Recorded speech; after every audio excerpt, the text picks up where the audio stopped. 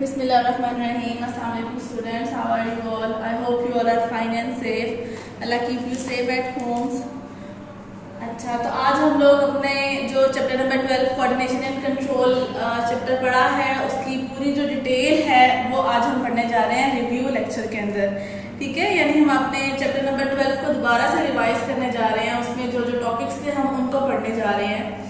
पहले हमने चैप्टर के स्टार्ट में उसका इंट्रोडक्शन पढ़ा, यानी कि कोऑर्डिनेशन क्या होती है आप लोग अच्छे से जानते हैं कि जब बहुत सारी चीज़ें एक साथ काम करती हैं और एक सिस्टम वर्कआउट करता है उसे कहते हैं कोऑर्डिनेशन। ठीक है, यानी कि आपके मसल्स का काम करना, आपके हार्ट का, आपके लंग्स का, ब्रेन का काम करना, तो वो आपकी कोऑर्डिनेशन में आ जाता है। इसकी हमने एग्जाम्पल देखी थी, एक बॉय जो कि बॉल के पीछे भाग रहा होता है और जब वो भागता है तो सिर्फ उसके फीट काम नहीं करते हैं, उसके लेग्स के मसल्स काम नहीं करते हैं, उसका ब्रेन भी काम कर रहा होता है, उसका हार्ट रेट ज़्यादा हो जाता है, ब्रीदिंग रेट उसका ज़्यादा हो जाता है। ठीक है, सो बहुत सारे ये जब सब कंबाइन करके काम करते हैं तो ही उसकी बॉडी की मूवमेंट होती है और वो बॉल को पकड़ पाता है। उसके बाद फिर हमने कोऑर्डिनेशन की टाइप्स पढ़ी थी, जिसमें हमने नर्वस कोऑर्डिनेशन और केमिकल कोऑर्डिनेशन पढ़ा था। नर्वस कोऑर्डिनेशन हमने पढ़ा था कि नर्वस कोऑर्डिनेशन किससे होती है, नर्व इम्पल्सेस के जरिए होती है। ठीक है, यानी कि यहाँ पे नर्व्स आपकी जो सी है वो न्यूरॉन्स में से भाग रही होती हैं अंदर से, और नर्व इम्पल्सेस न्यूरॉन्स में से भाग रही होती हैं, नर्व्स में से निकल रही होती हैं, और आपकी पूरी बॉडी में जाती हैं। जबकि जो केमिकल कोऑर्डिनेशन है उसमें केमिकल्स आपके ब्लड में सिक्रीट आउट होते हैं या फिर डक्ट्स के अंदर सिक्रीट आउट होते हैं, और वो सर्टन टारगेट जो पॉइंट है आपका, चाहे वो टिश्यू है या ऑर्गन है, जो भी सेल है, वहां तक जाते हैं और फिर वहां पे वो सेल अपना उसको देख के स्टिमुलेट होता है और अपना वर्क परफॉर्म करता है। उसके बाद हमने देखा था कि जो नर्वस कोऑर्डिनेशन और केमिकल कोऑर्डिनेशन हो रही है असल में किस वजह से हो रही है और इसका प्रोसेस कैसे चल रहा है। हमने कोऑर्डिनेटेड एक्शन पढ़ा था, जिसमें हमने पहले पढ़ा था कि स्टिमुलाई कोई ऐसा चेंज एनवायरनमेंट में आता है जिसकी वजह से फिर नर्व इम्पल्स या फिर जनरेट होती है या फिर आपका कोई केमिकल सिक्रीट होता है। ठीक है, फिर उसके बाद वो जाता है रिसेप्टर के पास, यानी कि सेंस ऑर्गन्स के पास। फिर सेंस ऑर्गन्स उस मैसेज को डिटेक्ट करके आगे भेजते हैं कोऑर्डिनेटर के पास, जो कि आपका ब्रेन और स्पाइनल कॉर्ड या फिर सर्टेन ग्लैंड्स आ जाते हैं।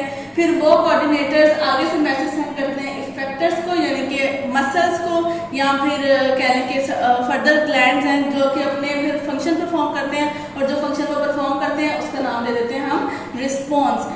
इसमें मैंने आपको एग्जांपल दी थी कि अगर एक हॉट टी का कप है वो आपके सामने रखा जाए, ला के दिया जाए, और आप अगर उसको फौरन हाथ लगा रहे हो, पकड़ने की कोशिश किया आपने, तो वो जो आपका हाथ उस हॉट कप को लगा है, जो हॉटनेस थी वो था स्टिमुलाई। ठीक है, हीट होगी स्टिमुलाई, उस स्टिमुलाई ने रिसेप्टर यानी कि जो आपकी स्किन थी उसको स्टिमुलेट किया, स्किन ने उस स्टिमुलाई को रिसीव किया और मैसेज सेंड किया कोऑर्डिनेटर यानी ब्रेन और स्पाइनल कॉर्ड को। फिर ब्रेन और स्पाइनल कॉर्ड ने उस मैसेज को इंटरप्रेट किया और डिसीजन लिया, और उसके बाद इफेक्टर्स यानी कि आर्म्स के मसल्स को मैसेज सेंड किया कि आप कॉन्ट्रैक्ट करो और आर्म को पुल करो। ठीक है, और उस कॉन्ट्रैक्शन में आर्म की पुलिंग के अंदर जो आपका रिस्पॉन्स हुआ कि आपने एकदम हाथ से पीछे हटा लिया, वो रिस्पॉन्स था आपका। फिर उसके बाद हमने नर्वस कोऑर्डिनेशन को थोड़ा डिटेल में आगे पढ़ा। तो हमने नर्वस कोऑर्डिनेशन में पहले तो ये पढ़ा कि नर्वस कोऑर्डिनेशन में जो आपकी नर्व इम्पल्सेस जा रही हैं वो किन में से जा रही हैं, तो वो न्यूरॉन्स और नर्व सेल्स में से जाती हैं। न्यूरॉन्स या फिर आप उनको नर्व सेल बोल लो। हमने न्यूरॉन का स्ट्रक्चर बहुत डिटेल से पहले भी पढ़ चुके हैं क्लास 8 के अंदर, इस दफा मैंने फिर आपको दोबारा बता दिया है। न्यूरॉन के स्ट्रक्चर के अंदर आपकी उसकी सेल बॉडी होती है और एक्सोन होता है। सेल बॉडी में डेंड्राइट्स और न्यूक्लियस प्रेजेंट होता है, जबकि जो एक्सोन है उसमें आप कह लें कि शुमान सेल्स होते हैं जो कि अपने अंदर की तरफ मेलानिन शीट को एक्सक्रीट आउट कर रहे होते हैं, और उनके बीच में नोड्स ऑफ रैनवेयर होती हैं। ठीक है, जिनमें से आप कह लो कि समटाइम्स सॉलिटरी इम्पल्सेस या जिनको जंपिंग इम्पल्स कहते हैं वो भी वहाँ से मूव कर जाती हैं। फिर हमने देखा था कि इन्हीं की बेसिस पे इनके जो टाइप्स पढ़ी थी, जिनमें हमने sensory neuron, inter neuron, motor neuron, या फिर नर्व अगर कहा तो सेंसरी नर्व, मोटर नर्व या मिक्स नर्व हमने पढ़ी थी। जो जो जहाँ से ओरिजिनेट हो रहा था हमने उसको उधर का नाम दे दिया। फिर हमने आगे पढ़ा, नर्वस सिस्टम को डिवाइड किया। तो जब हमने उसकी डिवीजन की तो हमने सेंट्रल नर्वस सिस्टम और पेरिफेरल नर्वस सिस्टम में उसकी डिवीजन की। सेंट्रल नर्वस सिस्टम में हम ब्रेन और स्पाइनल कॉर्ड को पढ़ते हैं, यानी कि आपका जो ब्रेन और स्पाइनल कॉर्ड जो डिसीजन मेकिंग एबिलिटी रखते हैं, कोऑर्डिनेटर्स हैं जो, वो आपके सेंट्रल नर्वस सिस्टम में आ जाते हैं। बाकी इनसे जो सी नर्व्स अराइज हो रही होती हैं और आपकी पूरी बॉडी में जा रही है उसको हम पेरिफेरल नर्वस सिस्टम के अंदर लेकर आते हैं। हमने ब्रेन की डिटेल पढ़ी और हमने पढ़ा कि ब्रेन के 3 पार्ट्स होते हैं, जिसमें हमने फोर ब्रेन, मिड ब्रेन और हाइंड ब्रेन पढ़ा। फोर ब्रेन के भी अगेन आपसे 3 पार्ट्स थे, जिसमें थैलेमस, हाइपोथैलेमस और सेरेब्रम था। सेरेब्रम बड़ा वाला ऊपर वाला स्ट्रक्चर था, उससे नीचे आपका थैलेमस था और उससे नीचे आपका हाइपोथैलेमस था।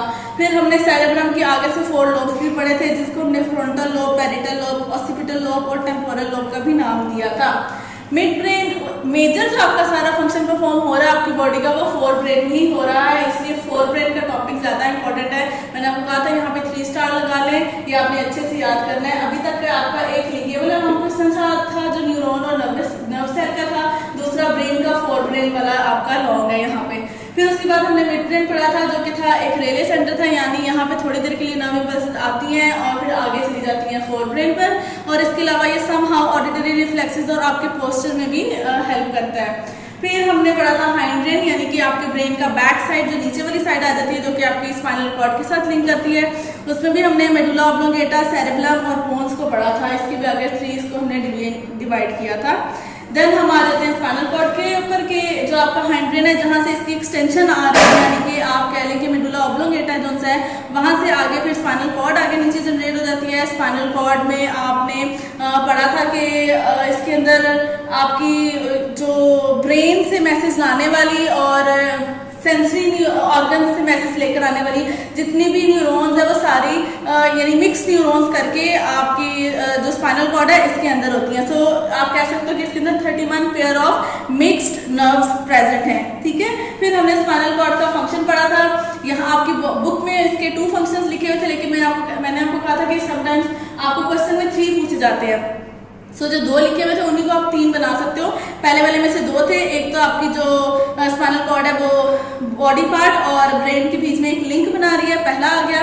फिर दूसरा ये था कि इसमें से आपकी जो नर्व इम्पल्सेस हैं वो ट्रांसमिट होती हैं, और तीसरा ये था कि समटाइम्स आपकी जो स्पाइनल कॉर्ड है वो एज अ कोऑर्डिनेटर के तौर पे एक्ट करती है, और जो उसको मैसेज आता है फौरन उसको इंटरप्रेट करके 2 में डिवाइड करके उसका जो रिजल्ट होता है वो एक आपका ब्रेन को सेंड कर देती है, दूसरा साथ ही मसल्स को भी भेज देती है। फिर हमने पेरिफेरल नर्वस सिस्टम पढ़ा था, यानी कि बॉडी आगे सारी जो ब्रेन और स्पाइनल कॉर्ड से जितनी नर्व इम्पल्सेस जनरेट हो रही हैं, जितनी न्यूरॉन्स निकल रही हैं, वो हम लोगों ने पीएनएस यानी पेरिफेरल नर्वस सिस्टम में पढ़ा था। और हमने पढ़ा था कि जो क्रेनियल नर्व्स यानी कि जो ब्रेन से निकल रही हैं वो उनका पेयर 12 था, यानी 12 pair of cranial nerve present थी और 31 पेयर ऑफ स्पाइनल नर्व्स यानी स्पाइनल कॉर्ड से जितनी अराइज हो रही हैं वो हम लोगों ने फिर यहाँ पे पढ़ी थी। उसके बाद फिर हमने पढ़ा था कि इसके अंदर मोटर पाथवे आ रहा था, जिसके अंदर मोटर पाथवे को हमने 2 में डिवाइड किया था, सोमैटिक और ऑटोनॉमिक में। सोमैटिक वाला वो था जो आपके कंट्रोल में हो जाता है, यानी कि आपने अपनी मसल्स की मूवमेंट, सपोज आप बैठे हुए दिल कर रहा उठने का और मूव करने का, तो वो आपके कंट्रोल में है, सो वो सोमैटिक था। और ऑटोनॉमिक में जो आपके कंट्रोल में नहीं होता वो ऑटोनॉमिक में आ जाता है। ऑटोनॉमिक में अगेन आगे सिंपैथेटिक और पैरासिम्पैथेटिक में हमने उसको डिवाइड किया था। सिंपैथेटिक में ये था कि फाइट और फ्लाइट वाला मैकेनिज्म था, जिसके अंदर आप कह लें कि इमरजेंसी सिचुएशन में डील करने वाला था, और जो पैरासिम्पैथेटिक था वो इमरजेंसी सिचुएशन जब डील हो जाती है तो आपकी बॉडी को जब नॉर्मल वाली दोबारा से उसके अंदर लेकर आना होता है तो पैरासिम्पैथेटिक वर्कआउट करता है, ठीक है। फिर इसके बाद एक छोटा सा टॉपिक था जिसमें था रिफ्लेक्स एक्शन। ये वही रिफ्लेक्स एक्शन है जो कि हमने पूरा यहाँ पे स्टिमुलस रिसेप्टर कोऑर्डिनेटरी फैक्टर रिस्पॉन्स के साथ हमने पढ़ा था, हॉट कप को हाथ लगा के। तो जो एक पूरा एक आपका रिफ्लेक्स अचानक से जो आपका बनता है वो उस रिफ्लेक्स एक्शन में था। इसमें भी हमने 2 ही चीजें पढ़ी थी, वही वॉलंटरी एक्शन और इनवॉलंटरी एक्शन वाला पढ़ा था। इसके बाद हमने रिफ्लेक्स आर्क पढ़ी थी कि ये जितना भी पाथ में जा रहा है वो सारा रिफ्लेक्स आर्क में आ जाता है। तो यहाँ पे तो हमारी कह लेंगे नर्वस सिस्टम का सब खत्म हो जाता है। उसके बाद आ जाता है रिसेप्टर्स इन ह्यूमन। तो रिसेप्टर्स में हमने 2 रिसेप्टर्स पढ़े थे, एक आई पढ़ा था और एक ईयर पढ़ा था। आई को अगर हम बात करें तो आई की हमने 3 लेयर्स पढ़ी थी, आउटर लेयर, मिडल लेयर और इनर लेयर। आउटर लेयर को 2 में डिवाइड किया था, स्क्लेरा और कॉर्निया में। मिडल लेयर को आपने कॉर्ड का नाम दिया था, और जो इनर लेयर थी उसमें आपका रेटिना आ रहा था। और रेटिना के अंदर बेसिकली आपकी जो कलर्ड विजन है वो सारी रेटिना में हो रही थी, क्योंकि उसके पास क्या कहते हैं वो थे रॉड्स और कोन सेल्स थे। रॉड सेल्स डिम लाइट को डिटेक्ट करते हैं और जो कोन सेल्स है वो ब्राइट लाइट को डिटेक्ट करते हैं। इसके अलावा इसके पास ब्लाइंड यानी रेटिना वाले स्ट्रक्चर में आगे ब्लाइंड स्पॉट भी था। ब्लाइंड स्पॉट मीन्स कि वहाँ पर आपका इमेज नहीं बनता है, और एक फोबिया था, ऐसा रीजन जहाँ पे शार्प इमेज बनता है, ठीक है। बाकी इसकी जो डिटेल थी वो मैंने आपको आपके टॉपिक में जब पढ़ा था तब पढ़ा दिया था कि रॉड सेल्स में रोडोप्सिन प्रेजेंट होता है और कोन सेल्स मायोप्सिन प्रेजेंट होता है और इनकी वजह से जो इनमें डिसऑर्डर्स आ जाते हैं। डिसऑर्डर्स की अगर मैं बात करती हूँ तो आपके जो पेज नंबर 44 पे जो 2 डिसऑर्डर्स हैं, मायोपिया या मेट्रोपिया, सिर्फ वही नहीं आते हैं आई के डिसऑर्डर्स में। आई के डिसऑर्डर्स में 4 आते हैं जो कि आपकी पेज नंबर 43 पे भी लिखे हुए हैं लास्ट 2 पैराग्राफ में, जो कि एक नाइट ब्लाइंडनेस भी था और एक कलर ब्लाइंडनेस भी था। ठीक है, so night blindness, colour blindness, myopia, heterometropia, ये चारों आपके आई के डिसऑर्डर्स आ जाते हैं। ठीक है, मायोपिया शॉर्ट साइटेडनेस जिसको हम कहते हैं, तो शॉर्ट साइटेडनेस है, लेकिन होती है कौन सी नजर है, दूर की वाली। और जो मेट्रोपिया है उसको हम लोग कहते हैं कि लॉन्ग साइटेडनेस है, लेकिन ये होती नजदीक की नजर है, यानी कि आपको जो मायोपिया शॉर्ट साइटेडनेस है उसमें आप नजदीक वाली चीजें ठीक से देखते हो, लेकिन दूर वाली चीजें आपको नजर नहीं आती हैं। लेकिन हाइपरमेट्रोपिया में आपको दूर वाली चीजें सही से नजर आ रही होती हैं और नजदीक की चीजें ठीक से नजर नहीं आती। और इनके लिए फिर हम लोगों ने कन्वेक्स और कनकेव लेंस यूज किए थे। फिर हमने साइंटिस्ट का वर्क देखा था जिसके अंदर हमने 2 साइंटिस्ट पढ़े थे, अली इब्न ईसा और इब्न हैथम। और इब्न हैथम का हमने कहा था कि वो फाउंडर ऑफ ऑप्टिक्स है, ये आपके एमसीक्यूज में भी आ जाता है। देन हमने पढ़ा था ईयर की भी अगेन हमने 3 उसको डिवाइड किया था 3 पोर्शंस में, पार्ट्स में, external ear, middle ear, inner ear. External ear में आपका पिन्ना जो कि आपको बाहर नजर आ रहा होता है, कार्टिलेज का बना होता है, उसके ऊपर स्किन की कवरिंग आ जाती है, वो था। ऑडिटरी कैनाल थी और ईयर ड्रम थी। ईयर ड्रम था यानी कि वो एक ऐसा रीजन था जो कि आपके एक्सटर्नल ईयर को मिडल ईयर से सेपरेट कर रहा था। और इसके अलावा हमने वहां पे पढ़ा था कि ईयर ड्रम को हम टिम्पैनम भी बोलते हैं। देन हमने मिडल ईयर की बात की थी, तो मिडल ईयर में हमने 3 छोटी सी बोन्स पढ़ी थी, मिलस, स्टेप, इनकस। ठीक है, ये ज्वाइन थी आपकी ईयर ड्रम से, मिलस ज्वाइन थे, मिलस के साथ इनकस और इनकस के साथ स्ट्रेप, और स्ट्रेप आगे से ओवल विंडो के साथ ज्वाइन थी। ओवल विंडो अगेन कह लो कि दूसरा दरवाजा था जो कि मिडल ईयर और इनर ईयर को सेपरेट कर रहा था। इसके अलावा मिडल ईयर में स्टेचियन ट्यूब भी थी जो कि निकल रही थी, और वो कहाँ जाती है, वो नेजल कैविटी तक जाती है, यानी नोज और ईयर के बीच का जो कनेक्शन है वो स्टेचियन ट्यूब से लिंक हो रहा था। देन हमने इनर ईयर का पढ़ा था। इनर ईयर में हमने वेस्टिब्यूल, सेमी सर्कुलर कैनाल और कोक्लिया को पढ़ा था, और ये देखा था कि कोक्लिया एक ऐसा रीजन है जिसके अंदर फ्लूइड प्रेजेंट होता है। जब कोक्लिया तक वाइब्रेशन पहुंचती है तो वो फ्लूइड हिलता है, नर्व इम्पल्स जनरेट होती है और वो मैसेज आपके ब्रेन तक जाता है। ठीक हो गया। फिर उसके बाद हमने process of hearing and body balance पढ़ा था कि पूरा प्रोसेस हियरिंग का कैसे जाता है, कि आपकी पिन्ना से आती है, आपकी जितनी भी साउंड्स आती हैं पिन्ना उन सब साउंड्स को कलेक्ट करके एक वे में लेके आता है, वो ऑडिटरी कैनाल तक पहुंचाता है। ऑडिटरी कैनाल से आगे एयर ड्रम पर जब जाके वो वेव्स हिट करती है, एयर ड्रम वाइब्रेट होता है, जब वो वाइब्रेट होता है मिलस को वाइब्रेट करता है, मिलस आगे से इनकस को, इनकस आगे से स्टेप को। जब स्टेप वाइब्रेट होती है तो वो आगे से ज्वाइन है आपकी विंडो के साथ, कौन सी विंडो थी, सॉरी ओवल विंडो थी। ठीक है, ओवल विंडो के साथ अटैच थी। तो जो ओवल विंडो जब वो वाइब्रेट होती है तो आगे उसके सेमी सर्कुलर कैनाल्स, वेस्टिब्यूल और कोक्लिया अटैच होते हैं, वहां से फिर वो आगे कोक्लिया तक वाइब्रेट होकर जाती है, और जब कोक्लिया वाइब्रेट होता है तो आपका मैसेज जनरेट हो जाता है। इसके साथ साथ अगर वो वाइब्रेशन साथ में सेमी सर्कुलर कैनाल तक जा रही है तो जो सेमी सर्कुलर कैनाल में जो फ्लूइड है वो आपके बॉडी की बैलेंस में हेल्प आउट करता है। ठीक है, उसका जो फ्लूइड है वो जिस साइड पे, जिस डायरेक्शन में बॉडी वो मूव होगा उसी डायरेक्शन में आपका पोस्चर भी जो है वो डिसाइड हो जाएगा कि किस तरफ फ्लूइड ज़्यादा है तो बॉडी का पोस्चर भी उस तरफ होगा। सो वो आपकी बॉडी बैलेंसिंग में भी हेल्प करता है। इसके बाद हमने टॉपिक पढ़ा था एंडोक्राइन सिस्टम का, और एंडोक्राइन सिस्टम मैंने आपको कहा था कि ये सारा सिस्टम वो सिस्टम है जो आप अब न्यू पढ़ने लग रहे हो इस चैप्टर में। ठीक है, अभी तक आपने ये जितना पढ़ा था ये सारा आप पहले क्लासेस में पढ़ के आ चुके हो, और सब में न्यू कुछ भी नहीं था। जो न्यू था वो फोरब्रेन थोड़ा डिटेल में था, वो मैंने आपको कह दिया कि वो आपने अच्छे से याद करना ही करना है। उसके बाद अगर हम ये एंडोक्राइन सिस्टम की बात करें तो उसमें हम लोगों ने कह लें कि 6 ग्लैंड्स पढ़े थे जिनकी आगे से सिक्रीशंस पड़ी थी। पहला ग्लैंड था पिट्यूटरी ग्लैंड, जो कि मोस्ट इंपॉर्टेंट ग्लैंड है। इसको आगे हमने 2 में डिवाइड किया था, यानी ये ग्लैंड को हमने 2 लोब्स में डिवाइड कर दिया था, इंटीरियर लोब और पोस्टीरियर लोब में। ये जो ग्लैंड है ये पी शेप का था और आपके ब्रेन में हाइपोथैलेमस के साथ प्रेजेंट था। सो इसके जो इंटीरियर लोब था उसने भी 2 हार्मोन सिक्रीट किए थे, जो पोस्टीरियर लोब था उसने भी 2 हार्मोन सिक्रीट किए थे। मैंने आपको जब लेक्चर दिया था हार्मोन्स इसी का, तब मैंने आपको बताया था कि हार्मोन्स कहाँ प्रेजेंट है, उनकी लोकेशन, उनका नेम, उनका फंक्शन, साथ में उनका आपकी बॉडी में ज्यादा हो जाना तो क्या इशू क्रिएट करता है, अगर कम हो जाना तो क्या इशू क्रिएट करता है, ठीक है।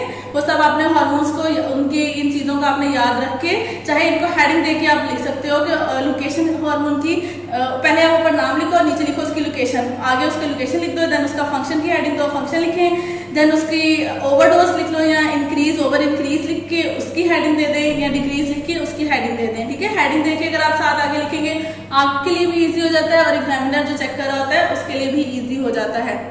सो इंटीरियर लोब में पहला आपका था सोमैटोट्रोफिक हार्मोन जो कि ग्रोथ हार्मोन था। अगर वो कम हो जाता है तो डवार्फिज्म यानी कि बोनापन आ जाता है, अगर वो ज्यादा हो जाता है तो जाइजेंटिज्म यानी कि ओवर वेट और हाइट आ जाता है। लेकिन अगर एक ग्रोइंग एज के बाद भी नहीं रुकता और ये हार्मोन प्रोड्यूस होता रहता है तो एक्रोमेगेली एक सिचुएशन थी वो क्रिएट हो जाती है, जिसके अंदर इंसान एक तो बहुत लंबा मोटा होता ही जाता है, उसके अलावा उसकी जो बोन्स हैं वो चौड़ी चौड़ी हो जाती हैं, उसके हाथ पांव चौड़े हो जाते हैं, यानी कि मोटे बड़े बड़े छोटे छोटे लंबे लंबे हो जाते हैं, ठीक है।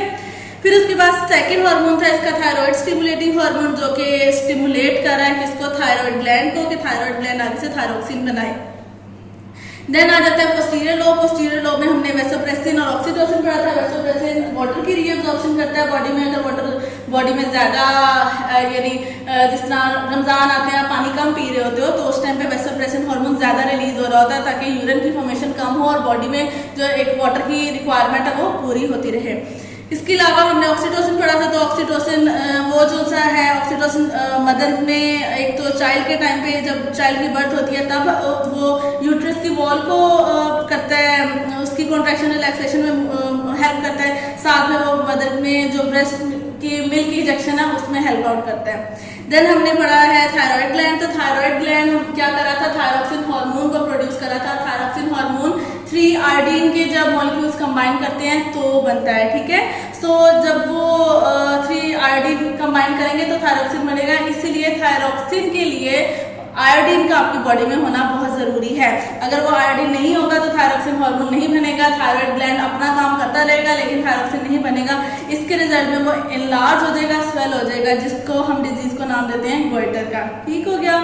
अब अगर तो थायरोक्सिन हार्मोन हमारी बॉडी में कम होता है तो बॉडी में एनर्जी जो प्रोडक्शन है वो लो हो जाती है, हार्ट बीट स्लो हो जाती है, और अगर बहुत ज़्यादा हो जाता है थायरोक्सिन तो फिर आपकी बॉडी में एनर्जी प्रोडक्शन भी ज़्यादा हो जाती है, हार्ट बीट भी ज़्यादा हो जाती है, यहाँ तक कि शिवरिंग ज़्यादा होती है और समटाइम्स स्वेटिंग भी एक हद से ज़्यादा हो रही होती है।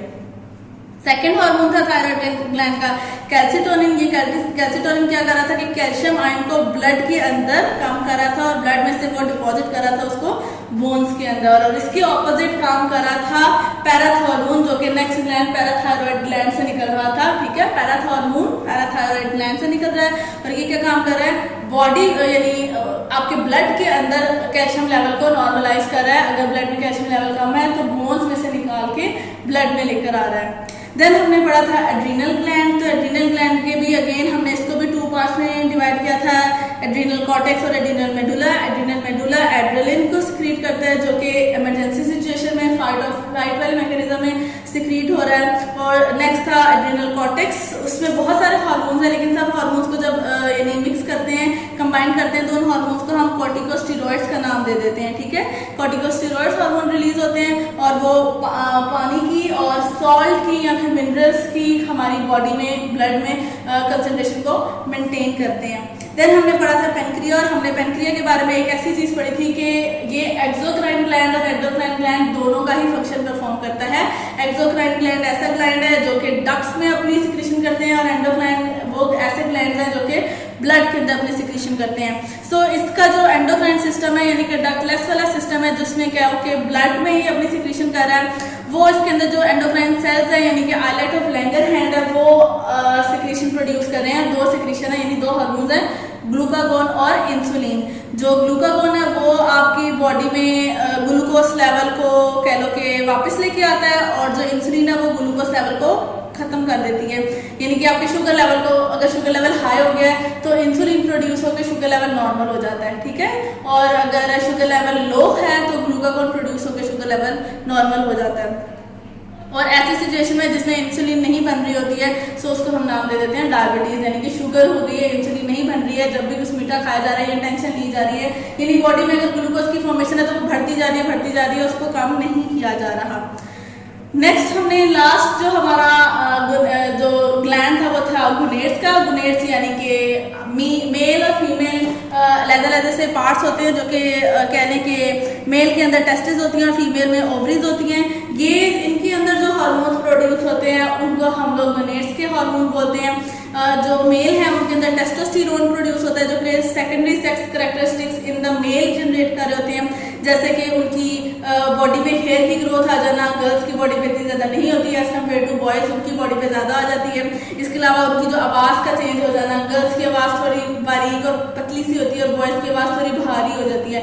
सो इन चीज़ों का जो चेंज है वो टेस्टोस्टेरोन की वजह से आ जाता है बॉयज़ में। और गर्ल्स में जो हार्मोन्स हैं वो ओवरी से जो रिलीज हो रहे हैं वो एस्ट्रोजन और प्रोजेस्टेरोन है। ये क्या करना है कि ये गर्ल्स में सेकेंडरी सेक्स कैरेक्टरिस्टिक्स को डेवलप करते हैं, जैसे कि उनके जो ब्रेस्ट की इन्हेंसमेंट है या डेवलपमेंट है उसमें हेल्प कर रहे होते हैं। साथ में इसके अलावा मिल्क की जो इंजेक्शन है उसमें भी हेल्प करते हैं। इसके बाद हमने पढ़ा था फीडबैक मैकेनिज्म, एंडोक्राइन सिस्टम का ही फीडबैक मैकेनिज्म। उसके हमने टाइप्स पढ़े हैं नेगेटिव फीडबैक और पॉजिटिव फीडबैक। नेगेटिव फीडबैक में ये था कि अगर आपकी बॉडी में, जो कि मैंने अभी ऊपर इंसुलिन और ग्लूकागॉन की ही एग्जांपल दी है, कि अगर आपकी बॉडी में एक कंडीशन जनरेट होती है और उसके रिजल्ट में इंसुलिन प्रोड्यूस, सपोज आपकी बॉडी में शुगर लेवल इंक्रीज हो गया और इंसुलिन प्रोड्यूस हो गई। अब इंसुलिन प्रोड्यूस हुई, उसने बॉडी में शुगर लेवल को नॉर्मल किया। वो जो शुगर लेवल नॉर्मल हुआ है वो फीडबैक मैकेनिज्म में ब्रेन को के नॉर्मलाइज हो गया। अब आप मैसेज सेंड करें पैंक्रियाज को कि वो फर्दर इंसुलिन सिक्रीट ना करें, ठीक है। ये नेगेटिव में आ गया। पॉजिटिव फीडबैक में पॉजिटिव चेंज आता है, यानी कि कुछ ऐसा चेंज आता है जिसकी वजह से बॉडी सर्टन चीज रिलीज करती है। जैसे कि हमने यहाँ पे एग्जांपल उसकी पढ़ी थी कि अगर सकलिंग जो बेबी होते हैं वो जो मदर फीड पे रहते हैं, अगर वो सक करते हैं तो मदर की बॉडी में इम्पल्सेस जनरेट होती है, ब्रेन तक जाती हैं और फिर ब्रेन उन इम्पल्सेस को इंटरप्रेट करके तो ब्रेस्ट तक आगे मैसेज सेंड करता है कि मिल्क प्रोडक्शन करें, ठीक है। सो ये पॉजिटिव फीडबैक में आ जाता है। देन हमने लास्ट टॉपिक पढ़ा था disorders of nervous system. Nervous system के डिसऑर्डर्स में 2 डिसऑर्डर्स पढ़े थे, पैरालिसिस और एपिलेप्सी। और हमने ये कहा था कि ये जो दोनों डिसऑर्डर्स हैं ये 2 टाइप्स में ही डिवीजन होते हैं। एक वस्कुलर डिसऑर्डर है और एक फंक्शनल है। वस्कुलर मीन्स कि वेसल में मसला आ जाता है, कहीं ना कहीं आर्टरी में या कैपिलरी में मसला आ रहा है। और फंक्शनल मीन्स के फंक्शन इम्पल्सेस जो जनरेट हो रही है, नर्वस सिस्टम का जो फंक्शन है इम्पल्स जनरेट करने का वो ठीक से नहीं हो पा रहा है, इसलिए वो फंक्शनल डिसऑर्डर में आ जाता है। सो वस्कुलर डिसऑर्डर की जो एग्जांपल है वो पैरालिसिस आ जाती है और जो फंक्शनल डिसऑर्डर है उसकी जो एग्जांपल है वो एपिलेप्सी आ जाती है। पैरालिसिस में हमने पढ़ा था कि नॉर्मली इसको कहते हैं फॉलेज, ठीक है, यानी कि बॉडी का कोई भी एक पार्ट या हाफ बॉडी या फिर ब्रेन से नीचे आपकी पूरी बॉडी ये डैमेज हो जाती है, यानी कि यूज में नहीं रहती, आप इसको यूज नहीं कर पाते हो, खराब हो जाती हैं इसके जो सारे काम हैं।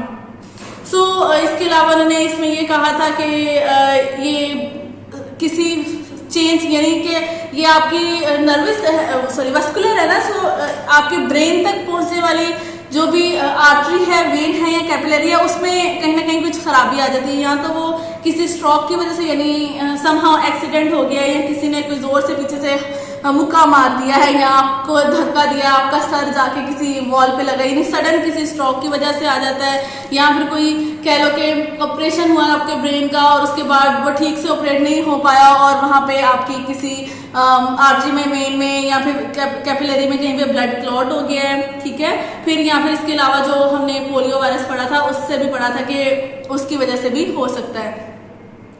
देन हमने पढ़ा था एपिलेप्सी। एपिलेप्सी में था कि आपकी बॉडी में कह लें कि एक हद से ज़्यादा नर्व इम्पल्स जनरेट कर जाती है, ठीक है। तो वो अचानक से एक हद से ज़्यादा नर्व इम्पल्स का जनरेट कर जाना एपिलेप्सी क्रिएट करता है। एपिलेप्सी का नॉर्मल जो हम लोग वर्ड यूज़ करते हैं वो आ जाता है मिर्गी, जिसको कहते हैं मिर्गी का दौरा पड़ रहा है, यानी अचानक से बैठे बैठे शिवर करना शुरू कर देते हैं। होता ये थोड़े से टाइम का, ज़्यादा देर के लिए नहीं होता, लेकिन हाँ इनका जो अटैक है वो दिन में 3 से 4 दफ़ा भी हो जाता है, समटाइम्स ज़्यादा भी होता है, समटाइम्स कम भी होता है। इसका प्रॉपर क्योर तो नहीं है, लेकिन एंटी कन्वल्सेंट और एंटीपाइलेप्टिक जो ड्रग्स हैं वो डॉक्टर्स रिकमेंड करते हैं कि आप इनको खाते रहें। इससे जो इसका अटैक है वो थोड़ा कम हो जाता है, यानी जिनको दिन में 4 दफ़ा होता था तो उनको 2 दफ़ा हो जाता है, ठीक हो गया।